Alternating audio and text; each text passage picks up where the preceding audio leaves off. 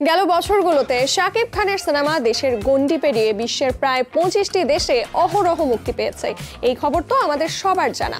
বিশেষ করে তুফান এবং রাজকুমার দুবাইতে ব্যাপক আলোড়ন তোলে। এবার কলকাতার গণ্ডি পেরিয়ে প্রথমবারের মতো দুবাইতে প্রিমিয়ার শো অনুষ্ঠিত হলো টলিউড স্টার দেবের সিনেমা খাদানের।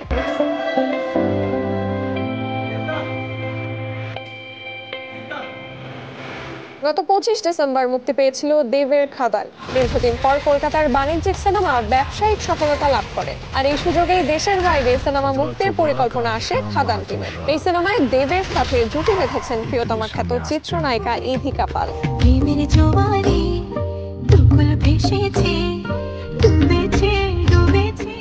বিদেশের মাটিতে ধুতি পাঞ্জাবি পরেই উপস্থিত হলেন দেব।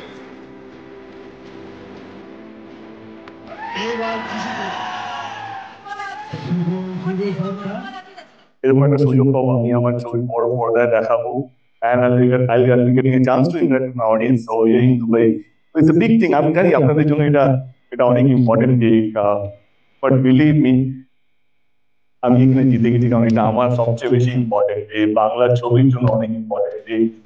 প্রিমিয়ার শো শেষ করে কথা বলেন আরটিভির সাথে, জানালেন ভালো স্ক্রিপ্ট হাতে পেলে আগামীতে শাকিব খানের সাথেও কাজ করতে চান তিনি। এদিকে সিনেমায় বিশেষ আকর্ষণ ছিল যিশু সেনগুপ্তের অভিনয়। প্রিমিয়ারে পাওয়া গেল তাকেও। দেব বাঙালি সাজে সাজলেও যিশুকে দেখা গেছে কালো ছুটে, জানালেন তার অনুভূতি। I'm really proud to be part of খাদান। আমার সত্যি খুব ভালো লাগছে।